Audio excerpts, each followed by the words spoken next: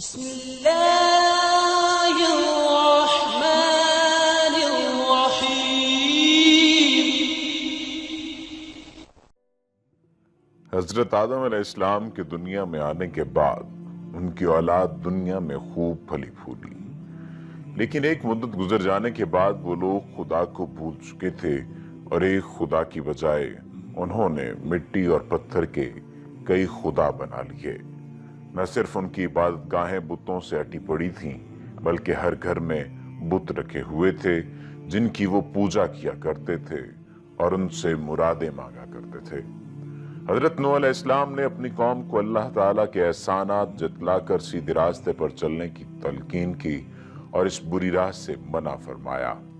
آج کی اس ویڈیو میں ہم آپ کو بتائیں گے حضرت نوح علیہ السلام اور ان کی کشتی کے بارے میں کہ حضرت نوح علیہ السلام کی کشتی آخر اب کہاں ہے۔ بالآخر سائنسدانوں کو جواب مل گیا ہے، یہ کس جگہ ہے، جان کر آپ کو بھی حیرت ہوگی۔ اس کے ساتھ ساتھ ہم آپ کو جودی پہاڑ کے بارے میں بتائیں گے، عیسائی روایات، اس سے جڑی ہوئی عیسائی روایات اور قرآنی روایات کے حوالے سے بھی ہم آپ کو آگاہ کریں گے، اور حضرت نوح علیہ السلام کی تبلیغ کے حوالے سے بھی آپ کو بتایا جائے گا۔ قرآن مجید میں اللہ تعالیٰ نے جن قوموں کا تذکرہ کیا ہے ان کے آثار آج بھی موجود ہیں۔ ان قوموں کو اللہ تعالیٰ نے ان کی نافرمانیوں، خدا سے انکار، رسولوں، نبیوں اور ان کے ماننے والوں پر ظلم و ستم کی انتہا کر دی، سخت سزائیں دیں، اور قرآن میں ہم مسلمانوں کی عبرت اور رہنمائی کے لیے ان کا تذکرہ بھی سنتے ہیں۔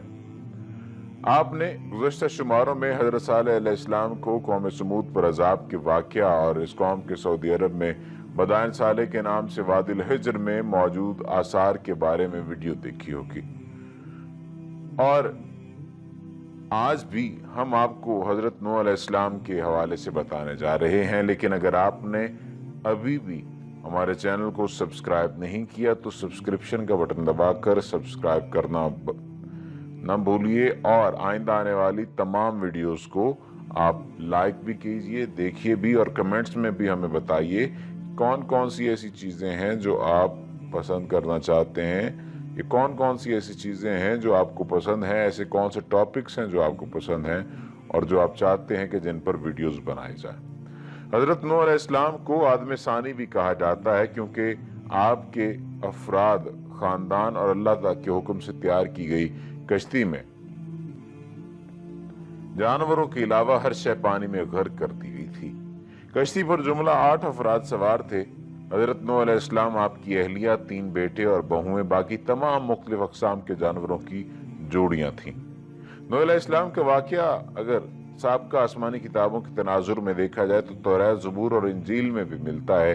چین کے عیسائی مبلغین اور سائنسدانوں کی ایک تحقیقاتی ٹیم نے کئی ماہ پر مشتمل اپنی تحقیق کا اختتام 2010 میں اعلان کرتے ہوئے کیا کہ انہوں نے حضرت نوح علیہ السلام کی تاریخی کشتی کو تلاش کر لیا ہے۔ یہ کشتی مشرقی ترکی میں واقع کوہ رارات پر ملی ہے، جس کی چوٹی کی بلندی 12,000 فیٹ ہے۔ ماہرین کی ٹیم کا کہنا ہے کہ اس کشتی کی 3 منزلیں ہیں۔ یہ کشتی کئی میٹر برف کے نیچے دبی ہوئی ہے۔ مشہور رسالہ، Christian science monitor and national geographic channel نے اس ٹیم کی رپورٹ شائع کی ہے، جس میں بتایا گیا ہے کہ گزشتہ 200 برسوں سے 1 درجن سے زائد ٹیمیں حضرت نوح علیہ السلام کی کشتی کو تلاش کر رہی تھی، جس کے بارے میں قرآن پاک میں آتا ہے کہ وہ ایک جودی سے ٹکرا کر رک گئی تھی۔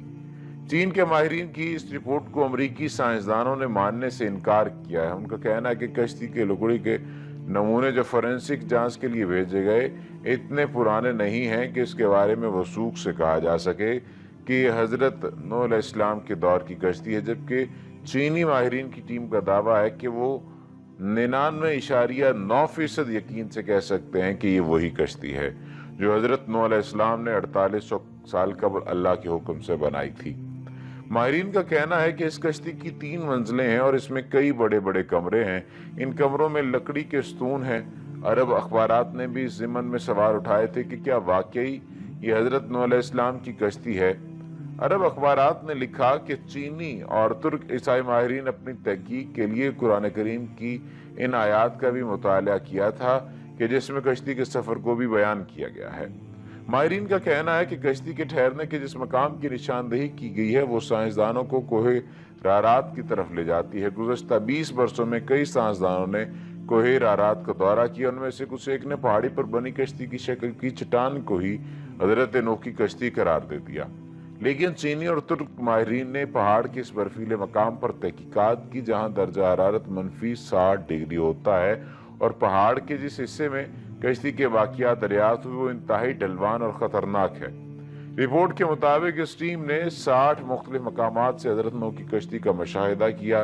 یہ کشتی کئی جگہوں سے ٹوٹی ہوئی ہے تاہم مکمل تباہ نہیں ہوئی کہ یہ برف کی دبیش تہ میں دبی ہوئی ہے۔ کشتی ٹوٹی ہوئی ہونے کی وجہ سے ماہرین اس کے اندر داخل ہو پائے۔ چینی ماہر وینگ چینگ نے باضابطہ ایک پریس کانفرنس منعقد کر کے اپنی تحقیق سے آگاہ کیا تھا۔ کشتی کا معائنہ کرنے والے ایک چینی ماہر کا کہنا ہے کہ کشتی کا ہر کمرہ 5 میٹر اونچا ہے، اس میں کوئی بھی جانور آسانی سے سما سکتا تھا۔ چینی ماہرین نے ریڈیو کاربن ٹیکنالوجی سے کشتی کے ٹکڑوں کا مشاہدہ کیا اور دعویٰ کیا کہ یہ 4800 سال پرانی ہے۔ کشتی میں کئی صندوق بھی ملے ہیں لیکن چینی ماہرین ان کو کھول نہیں پائے۔ ماہرین ایک مرتبہ پھر جدید آلات ایکس-رے مشینوں کے ذریعے کوہ رارات کا تفصیلی دورہ کرنے والے ہیں تاکہ تمام رازوں سے پردہ ہٹانے کے علاوہ امریکی سائنسدانوں کے سوالات کا جواب بھی دے سکیں۔ حضرت نوح علیہ السلام کی کشتی کا دریافت کا دعویٰ نیا نہیں ہے۔ دوسری جنگ عظیم میں لیونارڈ نامی برطانوی فوجی لڑائی میں حصہ لینے عراق گیا۔ لیونارڈ کو تاریخ اور آثار قدیمہ میں کافی دلچسپی تھی، اس لیے اس نے عراق کے بازاروں سے مختلف آثار قدیمہ کی اشیاء خریدنا اور جمع کرنا شروع کیا۔ جب وہ چل بسا تو اس کے بیٹے سائمنز کے حصے میں یہ اشیاء آئیں اور اس نے یہ اشیاء برطانیہ کی میوزیم کے حوالے کر دیں۔ برٹش میوزیم سے وابستہ ماہر آثار قدیمہ اور رونگ فنکل نے ان اشیاء کا معائنہ کیا۔ اس میں ایک تختی بھی جس پر قدیم مشہوری زبان میں کچھ لکھا تھا، سخت مٹی سے بنی اس تختی پر لکھی عبارت کا جب انہوں نے ترجمہ کیا تو وہ حیران رہ گئے۔ تختی پر درج تھا، جب انسانوں کے گناہ بڑھ گئے تو خدا ان سے ناراض ہو گیا اور پھر اس نے گناہگاروں کو پانی میں ڈبونے کا فیصلہ کیا۔ تب فرشتوں نے وادی دجلہ اور فرات میں آباد ایک نیک انسان تک خدا کا یہ پیغام پہنچایا کہ وہ ایک کشتی تیار کریں اور اس میں نیک لوگوں کے علاوہ تمام جانداروں کا ایک ایک جوڑا بھی سوار کر لیں۔ اس تختی میں کشتی کو اتنا بڑا بتایا گیا ہے کہ وہ فٹ بال کے ایک اسٹیڈیم کے برابر تھی۔ ماہرین نے اندازہ لگایا ہے کہ یہ تختی 4000 برس پرانی ہے، یعنی حضرت عیسیٰ علیہ السلام سے 2000 برس پہلے کی ہے۔ اس طرح طوفان نوح کا ایک اور ٹھوس ثبوت دنیا کے ہاتھ بہت پہلے ہی لگ چکا ہے۔ عام طور پر مذہب خصوصاً اسلام کے منکرین جو ہیں ان واقعات کو افسانوی قصے قرار دیتے ہیں۔ یہ تمام ثبوت ان کی آنکھیں کھولنے کے لیے کافی ہیں۔ اس تختی پر یہ بھی لکھا ہے کہ نوح کی کشتی آج کل کی کشتیوں کی طرح لمبی نہیں تھی، بیضوی یعنی انڈے نما تھی۔ زمانے میں دجلہ اور فرات میں اسی طرح کی کشتیاں چلتی تھیں۔ کشتی کے ٹھہرنے کے مقام میں قرآن مجید کے آیت اور سورۃ ہود میں آیت نمبر 44 میں بتایا گیا ہے کہ وہ ایک بلند مقام جودی پر جا کر رکی تھی۔ عراق اور شام کے قدیم باشندے بابل کے دور میں یہ سمجھتے تھے کہ کشتی کوہ کردا پر ٹھہری تھی۔ یہ مشہور پہاڑ جزیرہ ابن مقام یعنی جودی پر واقع ہے، عمر کے قریب ہے، ابن عمر کے قریب ہے۔ یہ مقام بھی اب ترکی کے حصے میں ہے، تاہم عراق کی سرحد اس سے متصل ہے۔ مسلم سائنسدان تاریخ دانوں کا اس حوالے سے بھی ایک موقف ہے۔ مسلم سائنسدان تاریخ دانوں نے کوہ کردا کو ہی نوح کی کشتی کا ٹھہراؤ کا مقام قرار دیا ہے، اس لیے پہاڑ مسلمانوں میں کوہ جودی کے نام سے مشہور ہوا۔ تاہم عیسائی مبلغین کا کہنا ہے کہ کشتی کوہ ارارات پر جا کر رکی تھی۔ یہ پہاڑ آرمینیا اور ترکی کی سرحد پر ہے۔